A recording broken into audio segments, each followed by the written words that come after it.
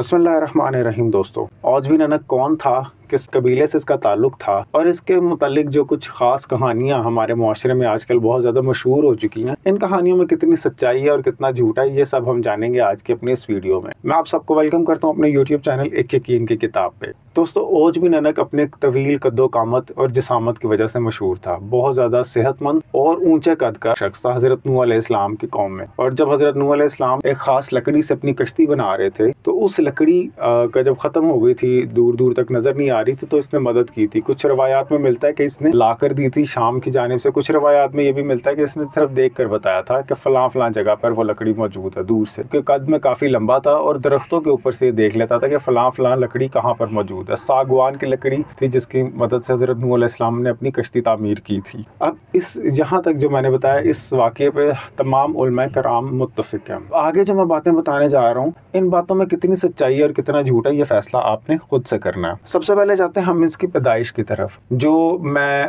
आपको बताने लगा हूँ कि लोग ये कहते हैं कि ये काबील की नस्ल से था, हज़रत आदम अलैहिस्सलाम के बेटे काबील की नस्ल में से था। कुछ लोग ये मानते हैं कि हज़रत आदम अलैहिस्सलाम की बेटी का बेटा था, मतलब। और कुछ लोग ये भी मानते हैं ये किसी जिन का बेटा था, जिसकी वजह से इसका कद बहुत ज़्यादा ऊंचा था। और उसके अलावा ये भी लोग कहते हैं कि जो इसका जब ये दरिया में चलता था या समुद्र में चलता था, तो इसका टखने तक पानी आता था, सिर्फ दरियाओं का। और कुछ लोग ये कहते हैं कि घुटने तक पानी आता था। फिर एक बहुत मशहूर बात इसके बारे में कही जाती है कि ये जब मछली पकड़ता था समुद्र से और उसको आसमान की तरफ कर देता था, तो सूरज की गर्मी से बहुत ज़्यादा तप कर भूनी जाती थी, बहुत ज़्यादा पक जाती थी और वो खा लिया करता था। यानी इतना इसका ऊंचा कद था। और सबसे जो चौथी बात है मैं आपको बताने लगा हूँ, लोग ये कहते हैं कि इसकी उम्र 3600 साल थी और ये हज़रत मूसा अलैहिस्सलाम के दौर तक भी जिंदा रहा था। और इसको हज़रत मूसा अलैहिस्सलाम ने हरा कर फ़लस्तीन फ़तह किया था। अब मैं मस्जिद अक्सा को फ़तह किया था। अब इसके बारे में कुछ बातें बताता चलूँ कि फ़लस्तीन पर जिसका कब्ज़ा था जालूत को, उसको हज़रत दाऊद अलैहिस्सलाम ने अपने असा की मदद से मारा था और वो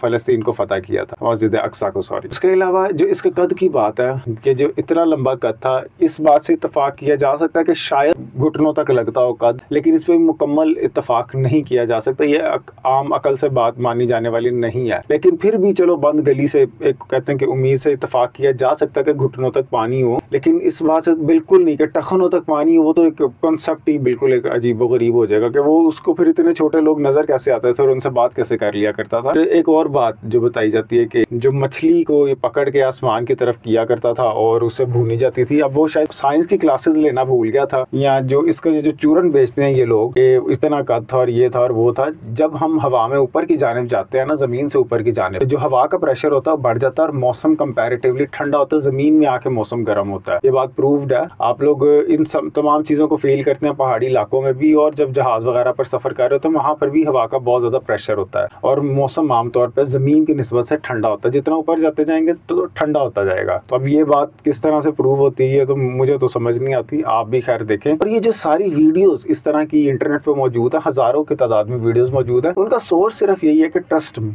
कि मेरा चूरन बिक जाए या मेरी वीडियो अच्छी हिट हो जाए और मैं चंद डॉलर मिल जाए, उसके लिए झूठ फैलाना शुरू कर देते हैं। ये एक सरासर झूठ है। और दूसरी बात कि ये हज़रत मूसा अलैहिस्सलाम के दौर में जिंदा रहता था। जितनी फ़लस्तीन, बनी इसराइल और मस्जिद अक्सा के हवाले से रिवायात है, उनमें तीनों चारों कौमें मुत्तफिक होती हैं 90% वाक़यात में। बनी इसराइल की कौम यानी यहूदी जो आजकल के ज़माने के हैं और मुसलमान हैं और ईसाई हैं, ये तीनों मुत्तफिक होते हैं 80 से 90% चीज़ों में। अब इस तरह की बात पे कोई भी मुत्तफिक नहीं है। ये सिर्फ पाकिस्तान के कुछ खास यूट्यूबर्स हजरात हैं जिन्होंने ये बात फैलाई हुई है। इस तरह की बात कहीं पर दिखने को नहीं मिलती। इनका सोर्स है सिर्फ ट्रस्ट मी, कि मेरे पे यकीन कर लो। और इसके बारे में बहुत सारे उलमा कराम ने रवायात में ये लिखा है कि औजबिन अनक का किस्सा ऐसा है जिसमें बहुत सारी झूठी बातें फैलाई गई हैं। अच्छा, और अब एक और बात यहाँ पे बताता चलूँ कि कुछ लोग ये भी कहते हैं, ये एक वीडियो में मैंने देखा था कि जब हज़रत नूह अलैहिस्सलाम का जो तूफान आया था तो औजबिन अनक की गर्दन तक पानी था। मतलब वो पहाड़ पे खड़ा हुआ और उसकी गर्दन तक पानी था। तो क्या वो सोता नहीं था, उठता नहीं था, बैठता नहीं था, खड़ा ही रहता था जब तक तूफान आ रहा था। और कुरान पाक में ये दर्ज है कि हज़रत नूह अलैहिस्सलाम की कश्ती में जो मौजूद थे सिर्फ वो बचे थे, बाकी सब के सब फना और गर्क हो गए थे जो ईमान नहीं लाए थे। तो ये तो सीधा सीधा कुरान पाक के अल्फाज से निगोशिएट करना, मतलब उसके उलट जाना इस तरह हो गया ना। तो जब कुरान पाक में दर्ज है तो इस चीज़ का कोई कॉन्सेप्ट ही नहीं है कि तूफान के बाद कोई चीज़ जिंदा रही है। कुरान पाक के अल्फाज दिलों के जरिए, जुबानों के जरिए और दिमागों के जरिए आगे बढ़े हैं। ये कोई एक ज़ेर और ज़बर का भी इसमें कोई गलती का चांस नहीं है। तो जब कुरान पाक में ये दर्ज किया गया तो ये किस तरह जिंदा रहा होगा हज़रत मूसा अलैहिस्सलाम के दौर तक, ये बिल्कुल समझ से बाला तर बात।